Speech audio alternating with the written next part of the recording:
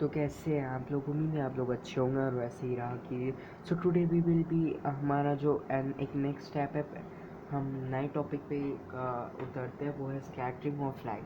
बहुत ही important term है ये, बहुत ही आप समझोगे कैसे होता है स्कैटर, टिंडल इफेक्ट क्या होता है वगैरह वगैरह, डिस्टेंस, स्कैटरिंग, इंटेंसिटी, जितनी भी चीज़ें वो सब हम लोग इस वीडियो में पढ़ने वाले हैं। बहुत इंपॉर्टेंट टॉपिक है, तो बिना टाइम वेस्ट करे शुरू करते हैं। Scattering of light. Scattering of light क्या होता है? स्कैटरिंग ऑफ लाइट बेसिकली होता है कोई भी लाइट का बिखरना।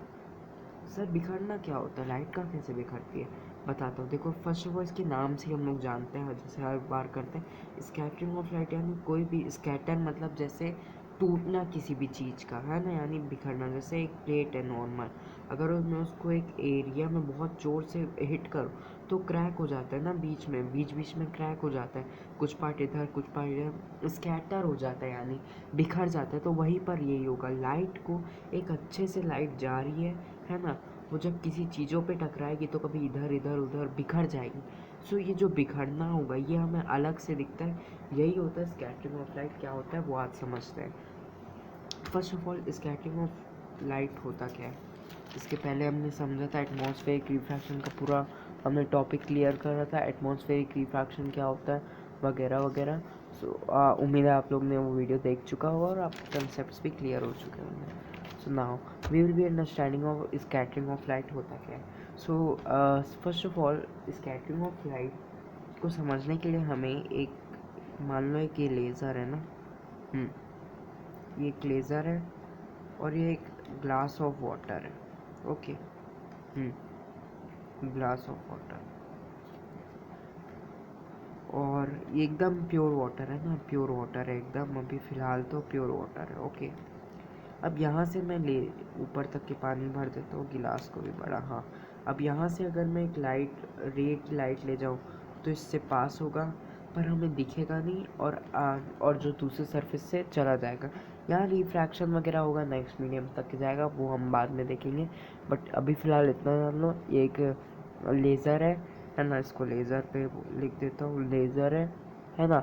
ये एक लाइट रे लिख देता हूँ, लाइट रे ये है ना। अभी लाइट रे है, अभी लाइट रे जाएगी, ये जो भी रिफ्रैक्शन वगैरह जो भी होगा वो होगा इसके साथ, है ना। लाइट रे जाके न दूसरे सरफेस पे चली जाएगी, पर हमें वाटर पे कोई लाइट नहीं दिखेगी। अब वहीं पर प्योर वाटर में अगर मैं मिल्क डाल दूँ, मिल्क, है ना, टिन्नल इफेक्ट हमने पहले ही पढ़ा था क्लास 9th में, चैप्टर आई गेस 2 में था, है ना। अब अगर यहीं पर मैं मिल्क डाल दूँ तो ये सॉल्यूशन थोड़ा डार्क हो जाएगा। ओके, सॉल्यूशन डार्क हो जाएगा, जो इसके सॉल्यूशन से मतलब कुछ कुछ पार्टिकल्स दिखने में लग जाएंगे, क्योंकि मिल्क एक मिक्सचर होता है ना। तो जितने भी हेट्रोजीनियस मिक्सचर होता है, तो जो मिल्क है ये जब आएगा तो इसके कई सारे पार्टिकल्स इस वाटर सॉल्यूशन में मिक्स हो जाएंगे, तो ये प्योर नहीं रह जाएगा, वो एक मिक्स वाटर हो जाएगा। अब इसमें कई सारे कुछ कुछ छोटे छोटे पार्टिकल्स रहेंगे। अब तभी मैं फिर से लाइट रे अगर पास करवाऊँ तो जो छोटे छोटे पार्टिकल्स है लाइट के साथ मिलेंगे, मतलब ये जो छोटे छोटे पार्टिकल्स है लाइट के साथ टकराएंगे। अब कोई भी चीज़ किसी से टकराएगी तो बिखरेगी ज़रूर, है ना। कोई भी चीज़ किसी से टकराएगी तो बिखरेगी ज़रूर। तो वहीं पर यहाँ लाइट के साथ भी होगा, लाइट जब जाएगी तो ये जो छोटे छोटे पार्टिकल्स हैं उनके साथ लाइट जो है टकराएगी। टकराने के बाद क्या होगा, ये एक दूसरे के साथ मिक्स होंगे, मिक्स होंगे। उसके बाद जो लाइट है थोड़ा ऊपर नीचे ऐसे मिक्स होता रहेगा, ऊपर ऐसे बिखरेगी। तो जब बिखरेगी लाइट तभी हमें दिखेगी, हाँ भाई यहाँ पर लाइट है, और बिखरने के बाद वो जैसे आई थी वैसी चली जाएगी। मतलब अंदर इस बार हमें सॉल्यूशन में, पहले जब प्योर वाटर था तब हमें लाइट नहीं दिखी थी, है ना। लेकिन जब मैं उसके साथ मिल्क वगैरह ऐड किया, है ना, कोलॉइडल सॉल्यूशन, तब हमें लाइट दिखने लगी। क्यों? क्योंकि मिल्क के अंदर कुछ ऐसे पार्टिकल्स थे, वाटर के सॉल्यूशन के साथ मिक्स हो गए, मिक्सचर थे, तो कुछ कुछ पार्टिकल्स थे वो लाइट के साथ टकराने से लाइट अपनी जगह से डेविएट हो गया। पहले लाइट ऐसे सीधा जा रहा था, पर जब कुछ पार्टिकल्स है तो इधर इधर उधर उधर होने लगा, है ना। ऐसे तो इधर उधर हो रहा है तो आपको अलग से दिखेगा ना, पहले ऐसे ऐसे सीधा चला जाता, बट अब ऐसे ऐसे ऐसे ऐसे जा रहा है तो आपको दिखे ना। अगर मैं ऐसे कर दूँ तो एकदम से नहीं दिखेगी, लेकिन वही अगर मैं ऐसे ऐसे करके जा रहा हूँ तो दिखेगा।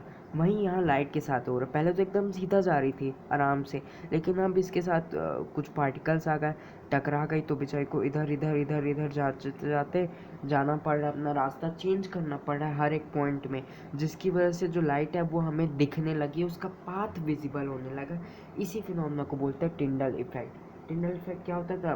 द इफेक्ट या phenomena in which we can see the path of light और a ray of light in the solution of any mixture या pure substance is known as Tyndall effect. मतलब किसी भी सॉल्यूशन में जब हमें कोई लाइट या रे ऑफ लाइट का पाथ विजिबल होता है, तो उस सॉल्यूशन, उस फिनोमेना को हम लोग बोलते हैं टिंडल इफेक्ट। तो यहीं पर होता है। तो स्कैटरिंग सर, ये हमें पढ़ने की ज़रूरत क्या है?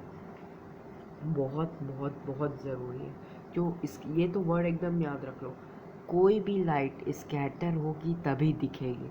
आई रिपीट, कोई भी लाइट जब स्कैटर होगी तभी दिखेगी। फॉर सीइंग एनी ऑब्जेक्ट,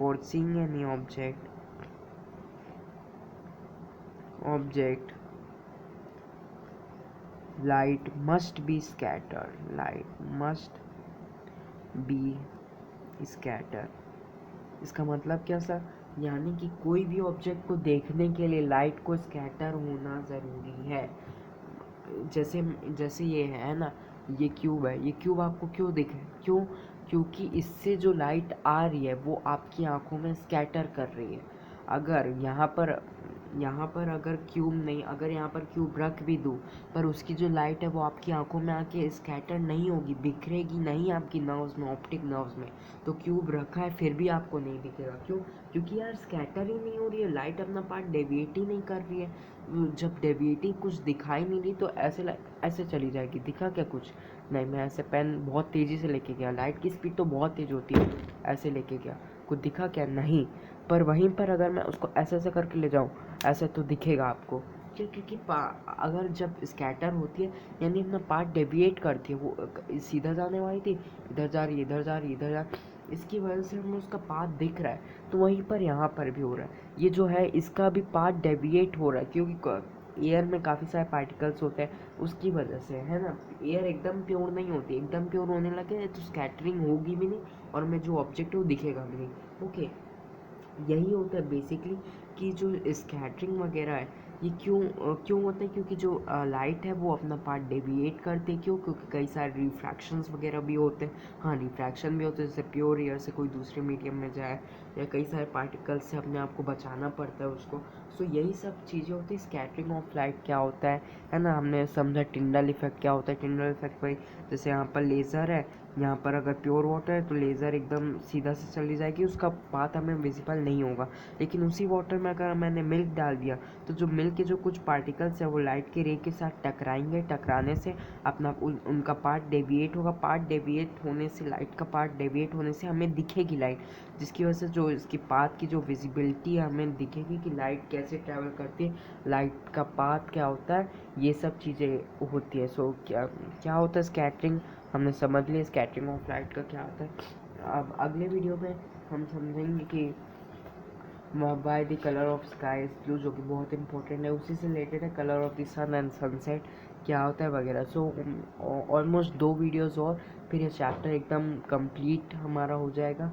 सारे टर्म्स हम समझ लेंगे और जो भी चीज़ें हैं, है ना। लास्ट वीडियो में इस चैप्टर के हम एक बार रिवीजन भी कर दूंगा कि क्या क्या समझे, सो बेटर अंडरस्टैंडिंग हो जाएगी। तो नेक्स्ट वीडियो बहुत इंपॉर्टेंट होने वाला है। मैं तो कहता हूँ इस वीडियो से भी ज़्यादा नेक्स्ट वीडियो इंपॉर्टेंट होगा कि क्यों कलर ऑफ स्काई वगैरह ब्लू होते हैं, ये सब चीज़ें। सो उम्मीद है वीडियो पसंद आया होगा। पसंद आया तो लाइक कर दीजिए, चैनल में नहीं हो तो सब्सक्राइब कर दीजिए। एंड मिलते हैं मैं आपको नेक्स्ट वीडियो में, तब तक के लिए गुड बाय, थैंक यू।